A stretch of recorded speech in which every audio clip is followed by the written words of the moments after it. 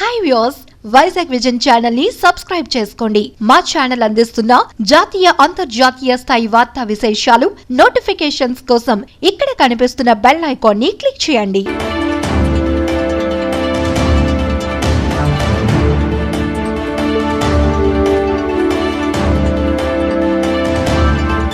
మీరు విదేశాల నుండి వచ్చినట్లయితే 14 రోజుల పాటు ఎక్కడికి వెళ్లకుండా ఎవరిని కలవకుండా ఖచ్చితంగా గృహ నిర్బంధనలో ఉండాలి. ఈ ఆదేశాలను మీరు ఉల్లంఘించినట్లయితే ఆంధ్రప్రదేశ్ ఎపిడమిక్ డిసీజ్ కోవిడ్-19 రెగ్యులేషన్ 2020 నిబంధనల ప్రకారం ఇండియన్ పీనల్ కోడ్ సెక్షన్ 188 కింద చట్ట ప్రకారం శిక్షార్హులవుతారు. ఎవరైనా విదేశాల నుండి తిరిగి వచ్చి మీ మధ్యన తిరుగుతున్నట్లయితే 104 నెంబర్ కు కాల్ చేసి సమాచారం అందించండి. మీరు క్షేమంగా ఉండండి, సమాజాన్ని క్షేమంగా ఉంచండి. జారీ చేసిన వారు వైద్య ఆరోగ్య మరియు కుటుంబ సంక్షేమ శాఖ, ఆంధ్రప్రదేశ్ ప్రభుత్వం.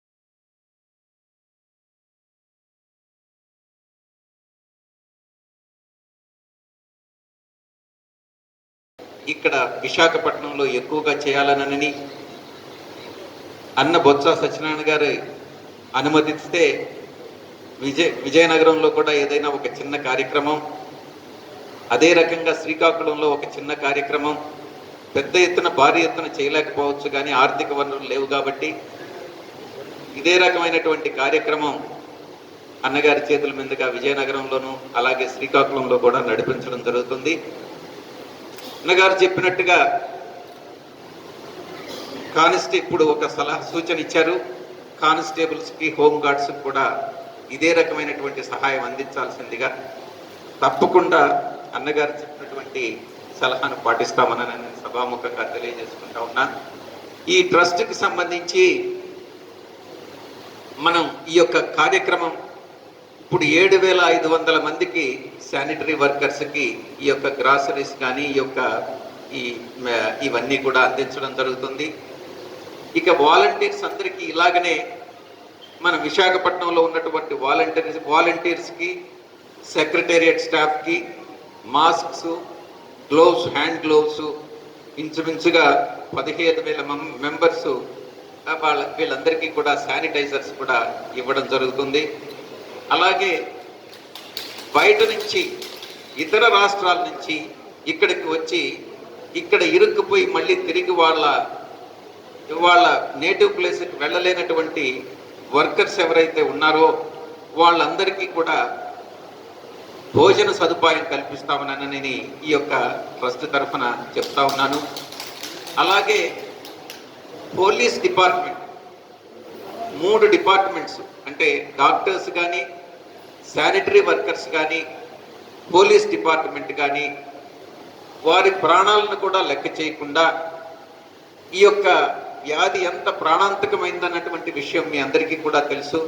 అయినప్పటికీ కూడా కష్టపడి 24 గంటలు పనిచేస్తున్నటువంటి ఈ యొక్క డిపార్ట్మెంట్లన్నిటికీ కూడా ధన్యవాదాలు తెలియజేసుకుంటూ, పోలీస్ డిపార్ట్మెంట్గా అన్నకి చెప్పినట్టుగా కానిస్టేబుల్స్కి కానీ, హోంగార్డ్స్కి కానీ వాళ్ళందరికీ కూడా ఈ ప్రొవిజన్స్ అన్నీ ఇవ్వడం జరుగుతుంది.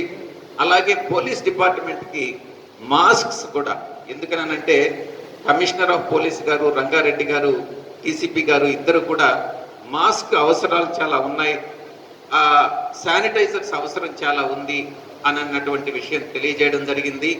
ఒక 10,000 లీటర్స్ అరబిందో వాళ్ళు శానిటైజర్స్ని డొనేషన్ ఇచ్చారు.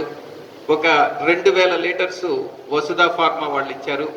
ఈ రకంగా తీసుకున్నటువంటి డొనేషన్స్ అన్నిటినీ కూడా ప్యాక్ చేసి ఈ పోలీస్ డిపార్ట్మెంట్కి, శానిటరీ వర్కర్స్కి, ఇప్పుడు నేను చెప్పినటువంటి ప్రతి డిపార్ట్మెంట్కి కూడా ఇవ్వడం జరుగుతుంది. ఇదే విధంగా జర్నలిస్ట్కి కూడా వాళ్ళు కూడా మొత్తం రోజంతాను ఉదయం లేచినప్పటి నుంచి రాత్రి వరకు కూడా జర్నలిస్టులు అందరూ